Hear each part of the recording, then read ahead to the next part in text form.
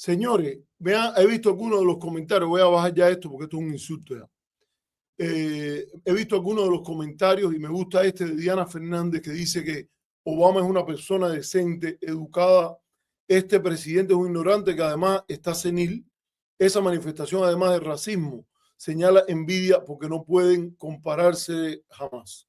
Yo creo que, mira, yo no sé si es envidia o si está senil. Yo creo que incluso a la gente que está senil hay que respetarlo, pero sin lugar a duda fue una persona, Obama es una persona decente, educada, fue editor del Harvard Law Review, tuvo un trabajo buenísimo, habiéndose graduado de una escuela de la Ivy League, y yo que estudié en Columbia sé la diferencia grande que hace ir a una de esas buenas escuelas y las opciones que se te pueden abrir, y sé lo que significa que una persona haga lo que hizo Obama, de dedicarse a ser activista social y a ser un abogado de defensa y promoción de las causas de la gente más desfavorecida en su momento, y que lo practicó a lo largo de todo su periodo político. Yo creo también que es importante recordar lo que fue un hombre que habló con bastante honestidad. A mí me gusta el estilo político que él tuvo, y a veces uno se altera y se le va la mano, y cuando yo me pongo a pensar, pienso en él como un paradigma, porque él es el primero que me enseñó a hacer esto. Mira, quítate la virulilla de lo que te tiren esta gente, porque en realidad la mejor respuesta es la altura. Como dijo Michelle, que también es una persona que es un ejemplo, y que recomiendo leer sus memorias, a veces un poquitico más organizada, aunque la prosa de Barack es buenísima, y que cuenta todas las historias esas de su formación, a pesar de que sí salieron con desventaja, y que lograron entrar a las mejores escuelas del país y graduarse y formar una familia que es un ejemplo para el país, por decirlo con toda claridad. Voy a recordar apenas, antes de pasarle a leer lo de Avileño Ausente, que nos ha hecho también una donación, Diana Fernández, quiero contarte algo que leí en las memorias de Michelle y que explica la grandeza de su familia, de su padre, de su madre, etcétera. El hermano de Michelle también es un hombre sumamente inteligente. Él, como Barack, son fanáticos del buen básquetbol, y a mí me gusta mucho. Yo he seguido las ideas de esta gente, y esto, por cierto, que hasta llegaron a jugar básquetbol en la Casa Blanca esta gente una vez, que fue, creo que Stephen Curry, LeBron James y varios ahí. Pero ella cuenta la historia, que esto para abrirle el apetito a que vayan y lean la autobiografía de Michelle. Ella cuenta cómo el incidente que le pasó con el hermano de ella.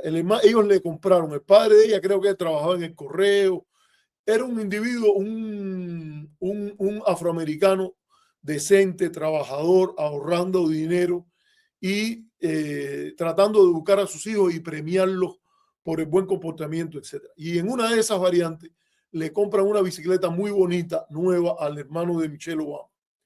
Y porque ahí sí no vino nadie que nació en cuna de oro, ni mucho menos, aunque en el caso de Barack, él tiene un parentesco con gente rica de Kansas, que eran incluso primos lejano, como de cuarto grado de Dick Cheney.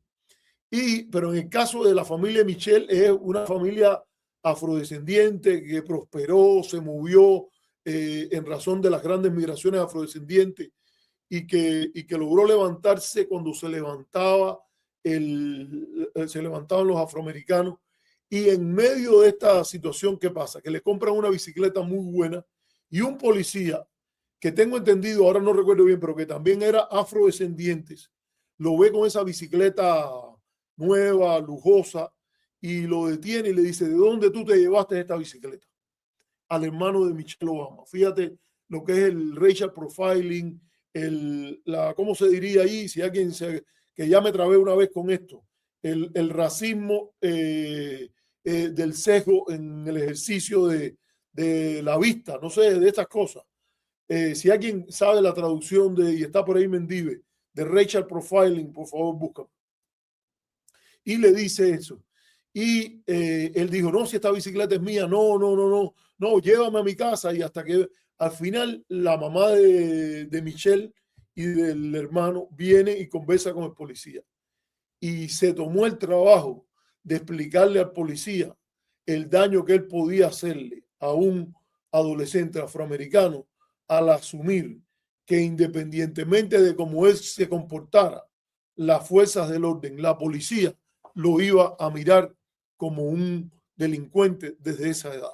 Y eso es algo, por ejemplo, que yo creo que es sumamente importante a mirar, y por eso hay que hacer un esfuerzo especial en conocer, en conectarse con esa importante historia de la lucha por los derechos civiles en los Estados Unidos, que representa al afrodescendiente norteamericano, que con su lucha no solo se hizo mejor él, hizo mejor al país, y que los que caen en ese tipo de cosas, en ese racismo, lo que hacen es echar al país atrás. Entonces, yo creo que esto es importante porque incluso cuando uno habla de Cuba, de, por ejemplo, la lucha de la independencia en Cuba, fue vista por mucha gente en el contexto afrodescendiente en los Estados Unidos como una continuación de la lucha contra la esclavitud en la guerra civil, porque Cuba era uno de los dos últimos territorios en las Américas con Brasil que mantenía la esclavitud. Entonces, voy a leer un momentico lo que puso ahí el avileño ausente para después subir una donación que nos ha hecho Giselle Iglesias. Dice avileño ausente: saludos, profesor. Yo sinceramente no creo que Trump vaya a negociar con Cuba. Me cuesta mucho creerlo y repito, lo toca decir. Ojalá me equivoque. Te voy a comentar un poquitico sobre eso. Hay un artículo muy interesante que ha publicado en la revista Foreign Policy William Leogrande sobre las cosas que en un mejor sentido podrían negociar Cuba y Estados Unidos, y me voy a referir a eso en un momentico, pero no quería sin llegar y reconocer la donación sin comentario, pero si ella pone un comentario, yo siempre lo leo, que se llama Giselle, nuestra seguidora, Giselle, seguidora no, audiencia participante, porque a nosotros no es que nos sigan, con nosotros se conversa. Nosotros no estamos a la búsqueda de seguidores, que tenemos una relación de compartir, de discutir, de consultar a los miembros de nuestro canal. Y ahí está Giselle Iglesias, que nos hace una donación de $9.99. Dice Antonio Gardel, saludos, profe, desde Cuba. No puedo entender cómo se habla de ayuda humanitaria al pueblo cubano, por un lado, mientras nos privan de todas las atenciones que se prestan en nuestros hospitales, del transporte, etc. Exactamente, yo creo, de eso vamos a hablar ahora mismo, porque yo estoy de acuerdo contigo. Diana, me encanta entonces que hayas dicho que hayas leído el libro de Michelle y que pongas genial, porque sabes una cosa, Diana, si a partir de esta interacción entre tú y yo en este programa, varias personas llegan y ahora mismo van a Amazon y compran la versión digital del libro o compran una versión de segunda mano o lo leen o van a la biblioteca pública, porque aunque esta gente de derecha, que algunos hasta vinieron de hogares humildes, como el caso de Rubio, después quieren quitar la televisión pública y también quieren que las bibliotecas públicas le quiten el presupuesto. Una de las cosas grandes que ha tenido el pueblo norteamericano y la lucha a nivel de las diferentes localidades es la defensa de la biblioteca pública como parte de una mínima meseta para la educación de las personas más pobres, del inmigrante que a veces trae educación, pero no tiene los recursos para comprar los libros y tiene el chance, la oportunidad de tener acceso a mucha educación a través de la educación pública. Se dice, por ejemplo, esto no lo conversé con la prima, con la profesora Florencia Quesada de Costa Rica. Ella viene de una tradición no muy cercana a Figueres, pero el presidente costarricense José Figueres el que primero habló de un país sin ejército, de convertir los cuarteles en escuelas, que después tuvo serios problemas de enfrentamiento con el gobierno revolucionario cubano, pero él, en su inspiración, en ese gran movimiento, que fue el movimiento primero y después el ejército y después el Partido Liberación Nacional, Figueres recuerda que tuvo una beca a Boston, creo que fue a Harvard o a la Universidad de Boston, y no pudo estudiar en la universidad porque el dinero no le daba, pero se dedicó a trabajar y a ir todos los días a leer en la biblioteca pública de la ciudad de Boston mientras él estuvo ahí. Bueno, vamos a entrar ya entonces en hablar de esto del intercambio de posturas en torno a esto de la ayuda humanitaria y lo que se ha estado hablando del recorrido que he estado haciendo de nuevo, porque ya eso lo hemos comentado aquí, pero lo voy a comentar de nuevo sobre las entrevistas que ha dado hoy en Miami el encargado de negocios de los Estados Unidos en Cuba, Mike Hammer. Y yo creo que esto es importante porque tiene varias aristas. Primero vamos a hablar del tema de la crisis que se está viviendo hoy. O sea, esta sección la vamos a ubicar en el tema de por qué esta crisis es particularmente diferente, y quisiera hacer alguna referencia al intercambio con la prensa que tuvo el presidente Miguel Díaz-Canel ayer.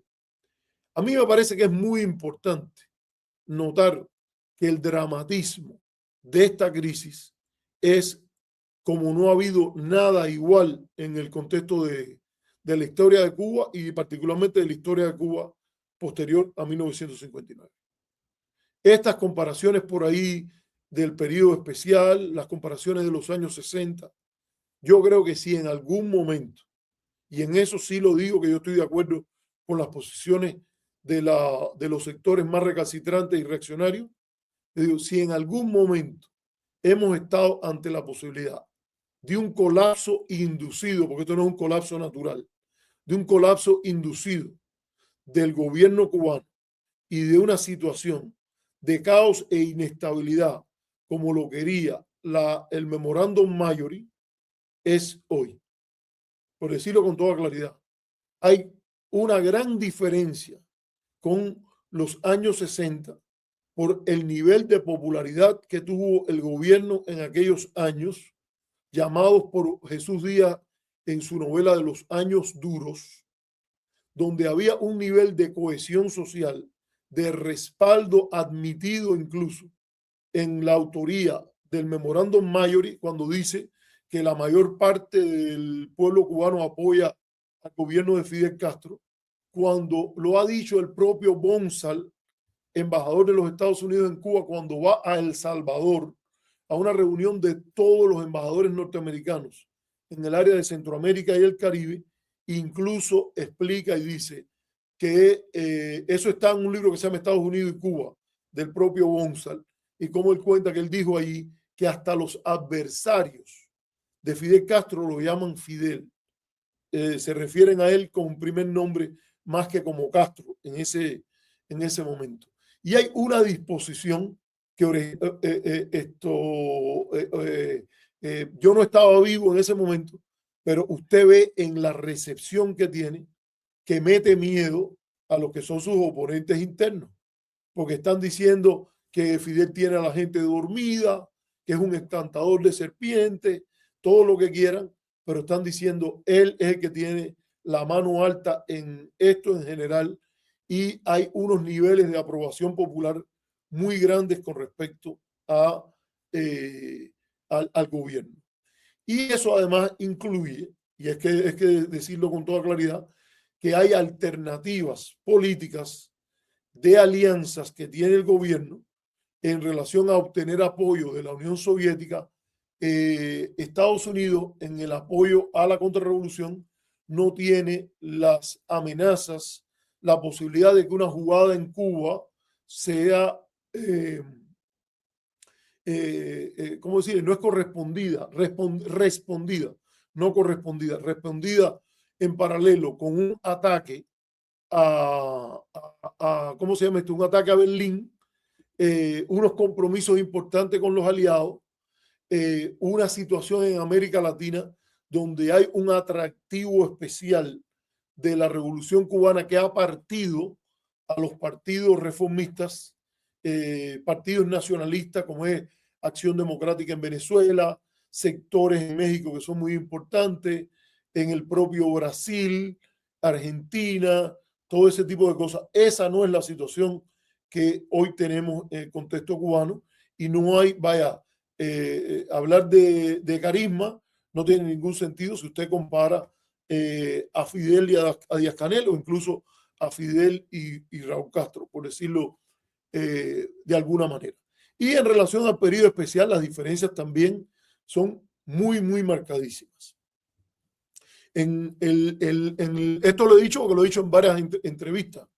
Después a lo mejor ponemos una de las que nos han hecho, porque hemos estado dando entrevistas bastante de corrido con medios de diferentes países para tratar de contrarrestar un poco lo que hay, porque sinceramente hemos visto en la mayor parte de los medios norteamericanos y no solo de los medios norteamericanos.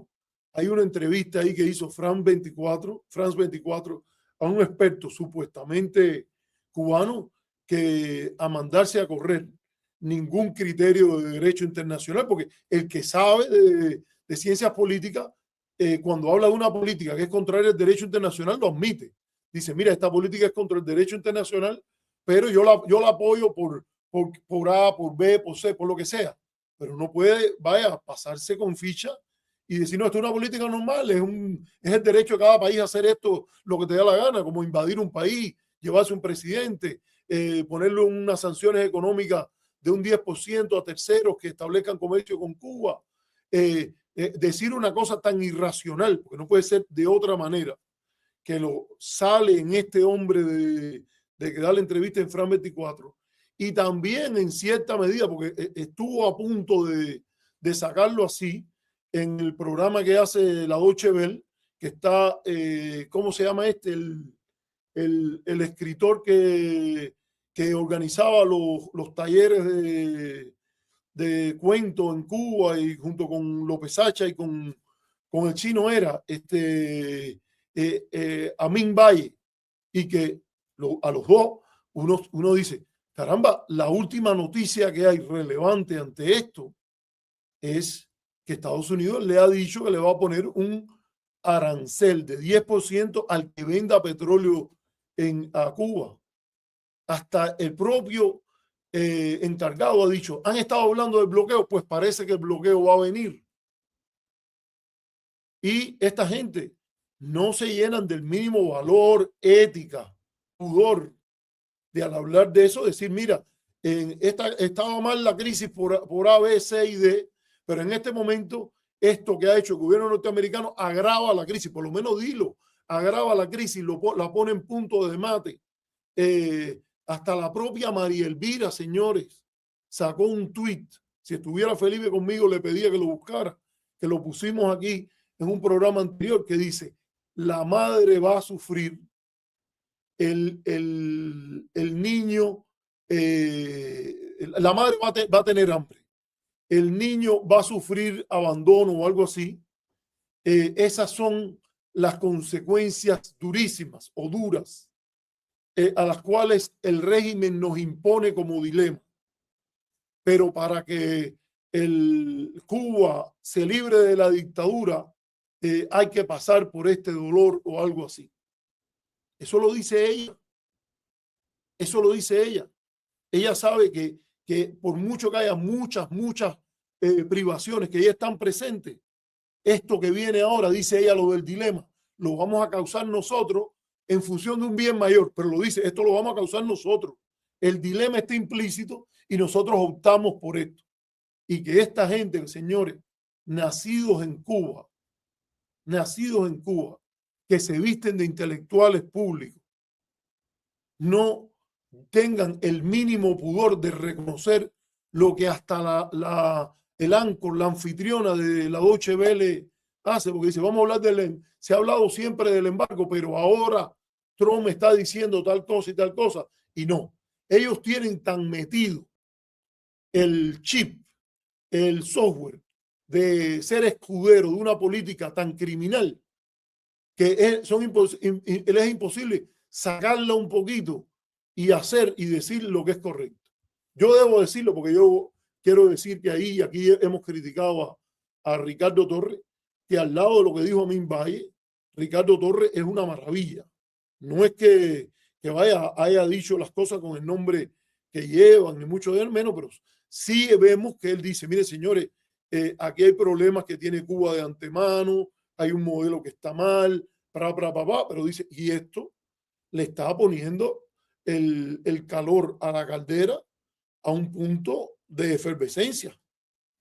Hay que decirlo así, fíjense, aquí cuando hemos criticado, y sigo diciéndolo, el día que quiera Ricardo venimos y discutimos lo que él dijo en el toque, y el día que quiera, que viene con Mauricio de Miranda Parrondo, que está claro que yo fui el que tuve miedo. Si alguien tuvo miedo a ese debate, no fui yo.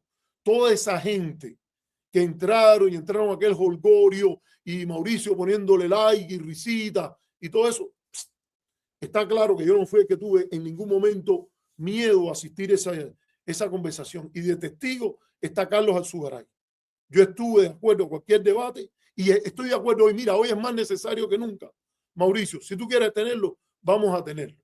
Y lo tenemos sobre la base de las posiciones que tú hayas tenido antes, después, a un lado, al otro, lo que sea. Y Ricardo Torres, lo mismo. Pero quiero decir que en este contexto, si usted ve el programa, es obvio que Ricardo Torres marca una diferencia grande con la manera que se expresa Amin Valle en esta circunstancia. Bueno, y tenemos por una parte que esa política está aburriendo. Le están poniendo, y él mismo lo dijo, que preparen las maletas porque parece que el bloqueo va a ponerse va a subir de temperatura, y siempre uno le queda la pregunta hasta dónde van a llegar, porque si apareciese, yo creo, además, es hasta un problema hasta de dignidad latinoamericana. Si apareciese alguien, si China le presta el dinero a Cuba y hay la posibilidad de comprar ese petróleo, lo lógico es que Cuba lo pudiera comprar en México. Hay un video que ahora desgraciadamente no está con nosotros, Felipe, que hay una conferencia de la presidenta, una mañanera, y está el presidente de Pemex y dice que Cuba sí le ha pagado el petróleo a Pemex y que Pemex está saliendo por primera vez de las deudas como empresa pública, porque claro, la derecha le conviene que las empresas públicas quiebren, cuando en realidad está demostrado que las empresas públicas en un área como el petróleo, donde las mayores ganancias se obtienen a partir de rentas, no de mejor gestión, dígase ganancia, la ganancia en el sentido más estrecho, en un mercado competitivo, si no es por la renta, por el hecho de que en ese país hay petróleo, marca una gran diferencia si hay una empresa estatal bien manejada, como es el caso, por ejemplo, de la Noruega, como es el caso, por ejemplo, de Petronas en Malasia, y con varias empresas grandes petroleras que han revertido, han marcado, tanto en el norte como en el sur, la posibilidad de utilizar esas rentas para el servicio de la población y distribuir y dar educación y crear una mínima meseta de igualdad de oportunidades para la gente. Y el hombre ha dicho, el de Pemex, como parte de la rehabilitación de Pemex como empresa pública, primero que han bajado la deuda, que es una noticia buena para todo el que quiera un México mejor, más justo. Y la segunda parte que hay es que dijo él que Cuba le estaba pagando el petróleo. Ahora, ¿por qué? ¿Qué derecho habría si China o el Club de París o quien sea le presta el dinero a Cuba, o Cuba es capaz de tenerlo y quiere comprar el petróleo, no venderle el petróleo y además castigar a México para eso? Desde el punto de vista de derecho internacional, es una sanción muy cercano a un bloqueo, Y yo creo que hay que tener cuidado, porque si es por Rubio, él un bloqueo naval trata de ejercer sobre Cuba con tal de que el país estalle. Y eso yo creo que es importante a mirarlo con interés. Eso está pasando.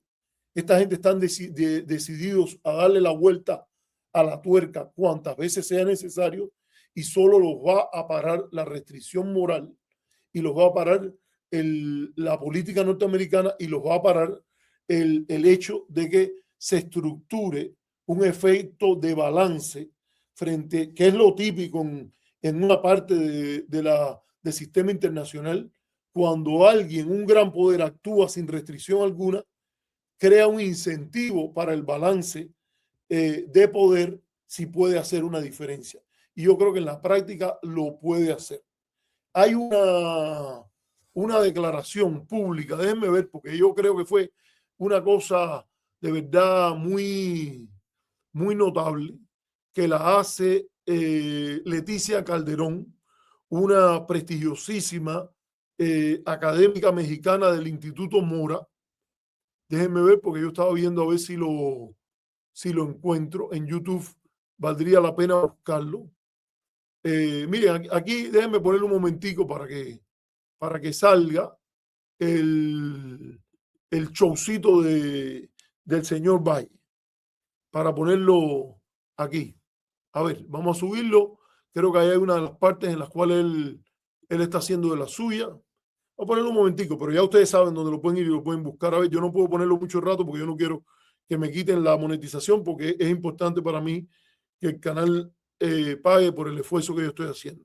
Porque a mí sí nadie me paga nada, yo no estoy al servicio de nadie. Y de hecho, lo que sucede es que muchas veces, cuando saben que uno no repite el corito, por eso tratan incluso de si uno aparece en un lugar, lo tratan de quitar, incluso si alguien le paga a uno, más razón para tratar de irle arriba a uno. Ahí está el caballero, donde en la Deutsche Welle, donde él metió el discurso. Es un programa en que sale él junto con Ricardo Torres, en el cual yo digo, oye, señor, te has pasado todo el tiempo y no has mencionado en ningún momento ni el carácter ilegal desde el punto de vista del derecho internacional, el carácter agresivo, contraproducente a los derechos humanos, falto de ética, porque un país que está en crisis lo que hace es que le ponen más crisis todavía. Y ahí está el caballero en la Deutsche Welle. Él parece que es como uno de los analistas que tienen ahí. Como siempre lo he dicho, cuando quiera, cualquier debate que quieran tener, con gusto. Y lo hacemos desde la civilidad, desde los argumentos, a ver si por lo menos en cualquier debate no se puede empezar por decir, mira, toda esta política es contraria al derecho internacional.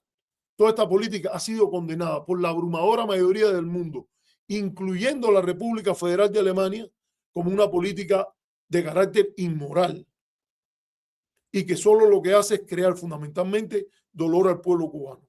Esto lo han hecho los gobiernos alemanes desde que la Unión Europea empezó a votar en contra del bloqueo en la resolución de las Naciones Unidas. Eso hay que decirlo así. Pero vamos a ubicarnos un momentico y quería buscarlo. Si alguien lo encontrara, me encantaría tener el vínculo. Hay en el canal Red, voy a buscarlo un momentico mientras les hablo con ustedes. En Canal Red hay una discusión en que sale Leticia, déjenme ver si lo busco, Leticia Calderón, Canal Red.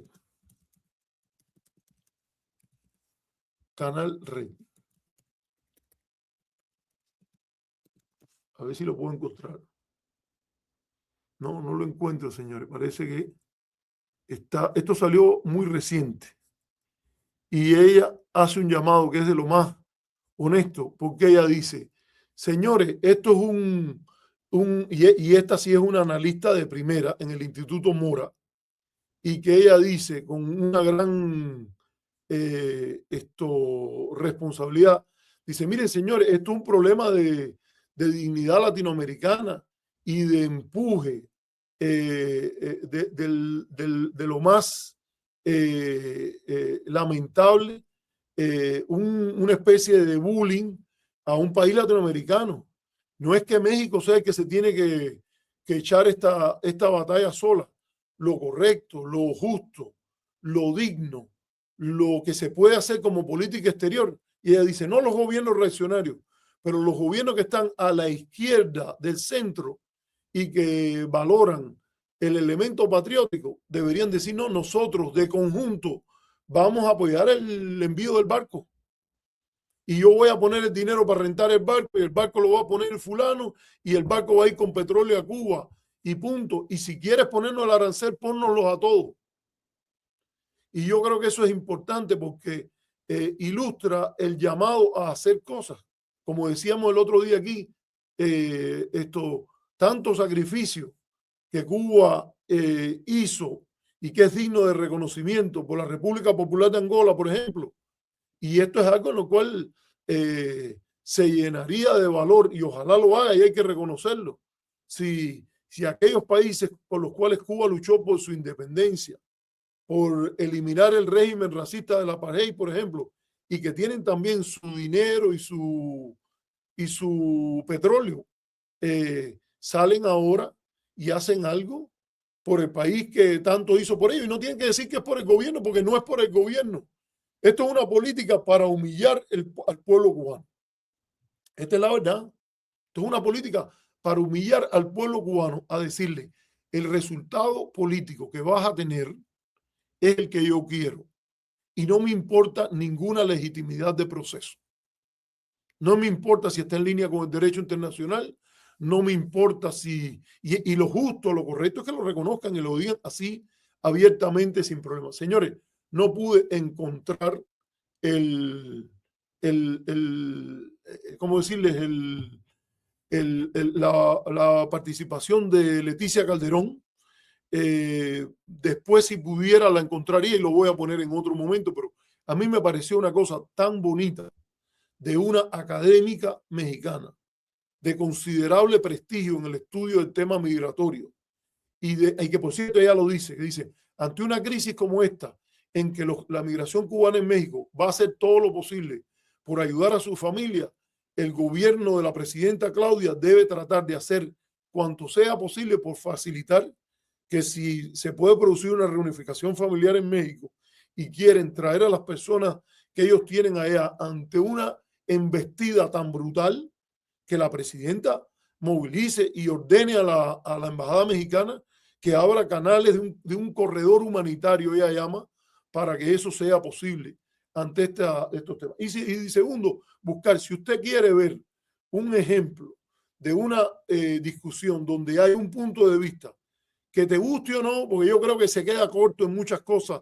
de lo que habría que decir en torno al derecho internacional, la política de Trump, etcétera. Una diferencia entre esa postura, pero que usted dice, bueno, hay una racionalidad en lo que ahí se dice. Por lo menos hay una vocación de decir las cosas con una razón académica detrás. Usted puede ver la diferencia entre cómo lo dice, cómo aborda el tema Ricardo Torres en el programa y cómo lo hace aquí este señor, que yo no me cuido de no decir algunas cosas que quizás me salieran por decir, pero hay que ser responsable políticamente y dejar siempre abierta la posibilidad de un debate, de una conversación, que es lo que dice este señor que se hace llamar, que se llama Amir Valle. Vamos a dejarlo ahí. Entonces, señores, yo creo que una vez que tú defines eso, ese carácter antihumanitario, ese carácter ilegal, ese carácter contraproducente a la promoción de derechos humanos, ese carácter de violación del derecho internacional que tiene la política de Trump y esto de los aranceles, uno no puede menos que contrastar y apelar a las declaraciones